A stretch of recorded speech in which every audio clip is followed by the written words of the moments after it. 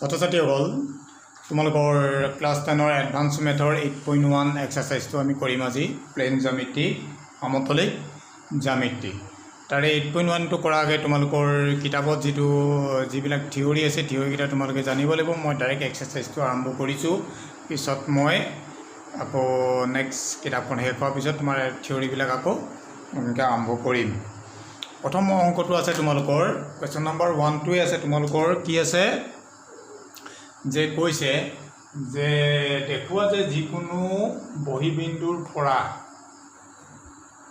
বৃত্তৰ এটালৈ অকা স্পৰ্শক দুডাল পৰস্পৰ সমান আমাৰ এটো এটা অকেন্দ্ৰীয় বৃত্ত এটা আমি ড্ৰ কৰিলো অকেন্দ্ৰীয় বৃত্তটো লোৱাৰ পিছত আমি কি কৰিলো বহিবিন্দু এটা ললো এ পৰা আমি স্পৰ্শক আঁকিলো এডাল আঁকিলো তোমালোকে এটো এফালেও আঁকিব পৰা এফালেও আঁকিব পৰা এফালেও আঁকিব ইচ্ছা অনুযায়ী প্ৰত্যেকফালে শুদ্ধ হ'ব মই এইটো সাইডে আঁকিছো তোমালোকৰ ইচ্ছা অনুযায়ী আঁকিব পাৰিবা তোমালোকে ইয়াত দিলো ইয়াৰ পৰা তোমালোকে এডাল স্পৰ্শক তোমালোকে আগত পাইছা জেনেৰেল মেথছত এডাল স্পৰ্শক টানিলো স্পৰ্শক অকাৰ পিছত কি হ'ল তোমাৰ এইকেইডাল স্পৰ্শক কৈছে যে বহিবিন্দু স্পৰ্শক দুডাল পৰস্পৰ সমান তাৰ মানে A B equal to A C আমি প্ৰমাণ কৰিব লাগে কৰিবলৈ যাওঁতে আমি কি কৰিব লাগিব যে আমি বস্তুটো তোমালোকে মই কৈছো যে জ্যামিতিটো কৰা আগত তোমালোকে এটা কনসেপ্ট এটা ধুনীয়াকৈ নিজে ল'ব লাগিব যে অংকটো কৰা আগত মই কি কৰিম গোটেই বস্তুটো এটা আইডিয়া নিজে লৈ ল'ব লাগিব ইয়াত প্ৰথমতে কি হৈছে তোমালোকে চিন্তা কৰিব লাগিব যে কি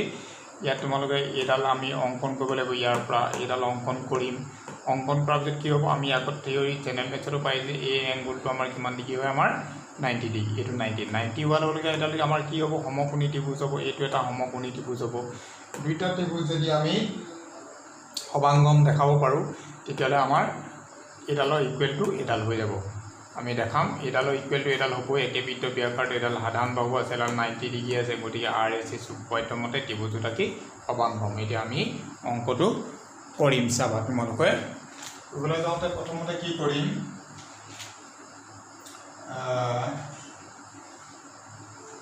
এইটো কৈছো যে ধৰি ললো আমি নিৰ্দিষ্টকৈ দিয়া নাই গতিকে আমি ধৰা হল লিখিম ধৰা হল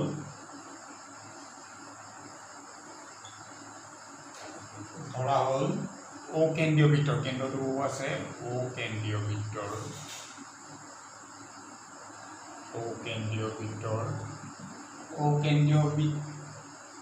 অকেন্দ্ৰীয় বৃত্ত এ বহিবিন্দু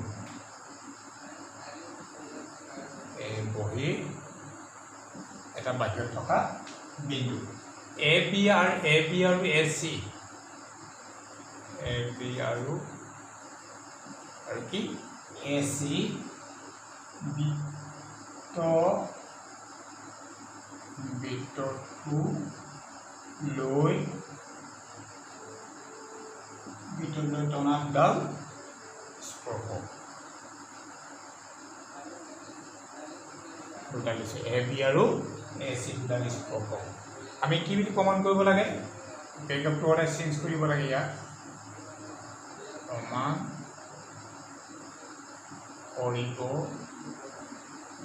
প্ৰমাণ কৰিব লাগে যে কি বুলি প্ৰমাণ কৰিব লাগে আমি এ বি ইকুৱেল টু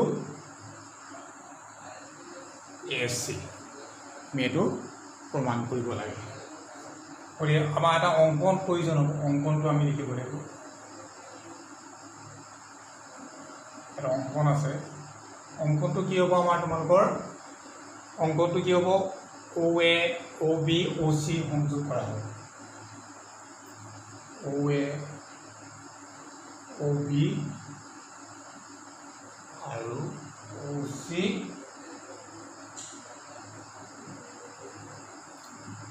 সংযোগ কৰা হ'ল সংযোগ কৰিলো সংযোগ কৰাৰ পিছত আমি কি পাম এতিয়া এই প্ৰমাণটো লেখাম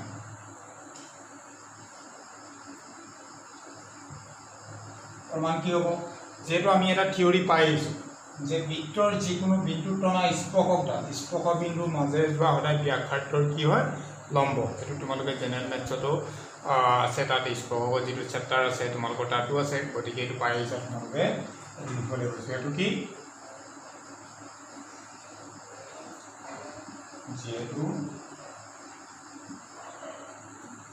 বৃত্তৰ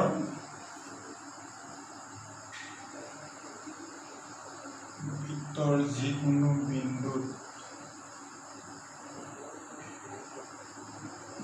বিন্দুত টনা স্পৰ্শকডাল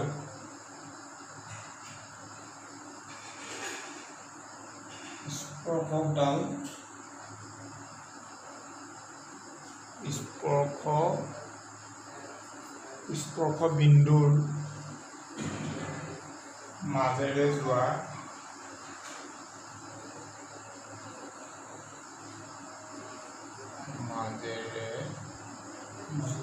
ব্যাসাৰ্ধৰ লম্ব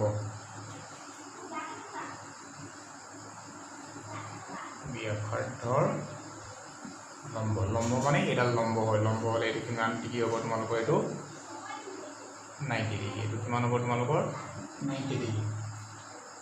গতিকে লম্ব বুলি ক'লে ধৰা ফৰ কি হ'ব? OC লম্ব, OCডাল লম্ব হ'ব ক'ত? AC।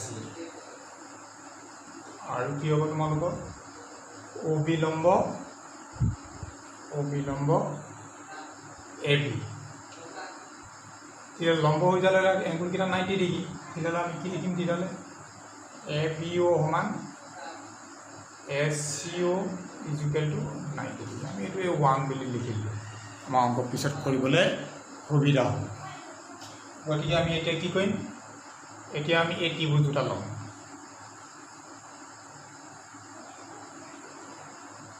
এতিয়া ত্ৰিভুজ ABO আৰু কি ল'ম? ACO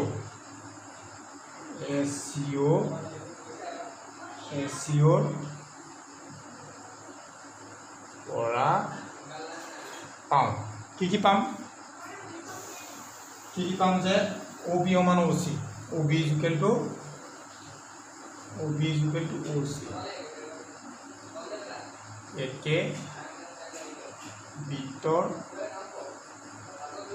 একে বৃত্তৰ ব্যাসাৰ্ধ, একে বৃত্তৰ কি এইটো? একে বৃত্তৰ ব্যাসাৰ্ধ পালোঁ। নেক্সট এংগলটো ল'ম। কি পাম তোমালোকৰ?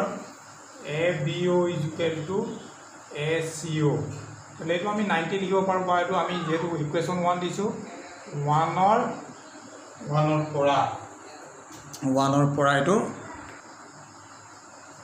ABO ইকুৱেল টু ACO আমি অলৰেডি পাই গ'লোঁ। তেতিয়াহ'লে এইডাল পাই যোৱাৰ লগে লগে কি হ'ল? আমাৰ এইটো 90 পালোঁ। এইডাল ইকুৱেল একে বৃত্তৰ OA ডাল আমাৰ দুইটা ত্ৰিভুজতে আছে। গতিকে আমি সাধাৰণ পাওঁ। গতিকে আমি লিখিব পাৰোঁ OA ইকুৱেল টু OA। এইটো কি লিখিম আমি? সাধাৰণ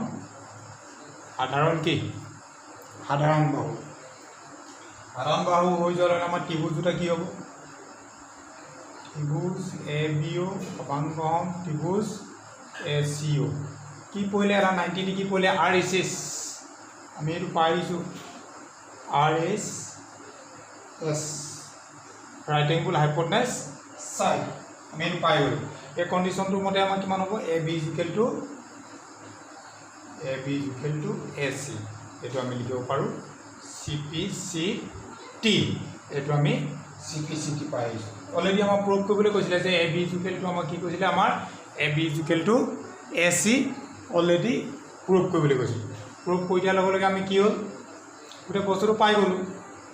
এইটো জানিব লাগিব। এইটো CPCTটো তোমালোকে পাইছা, এইটো পাইছা।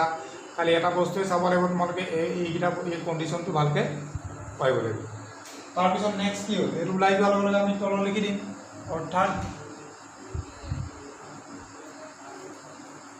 অৰ্থাৎ কি? যে যিকোনো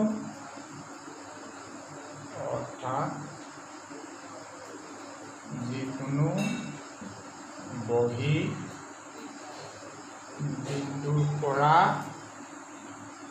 বিন্দুৰ পৰা বৃত্ত এটালৈ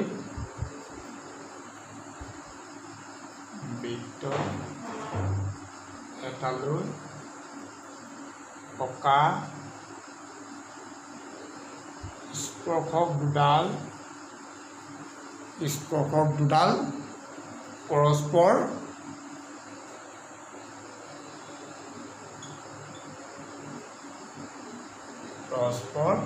সমান। মই তোমালোকে এইটো শ্বৰ্টকাট কৰিব পাৰা। এইটো ইয়াৰ পৰা দেখা পালোঁ। তোমালোকৰ আজি মই কৰিলোঁ কুৱেশ্যন নম্বৰ 1। কিন্তু তোমালোকে গোটেই কৰিবলৈ যাওঁতে এই থিয়ৰিটো বা এইটো মনত ৰাখিব লাগিব, তোমালোকে এইটো মনত ৰাখিব লাগিব। চাবা তাৰে তোমালোকৰ নেক্সট ইয়াত কুৱেশ্যন নেক্সট খণ্ডত মই কুৱেশ্যন নাম্বাৰ 2 পৰা মই তোমালোকক আৰম্ভ কৰিম।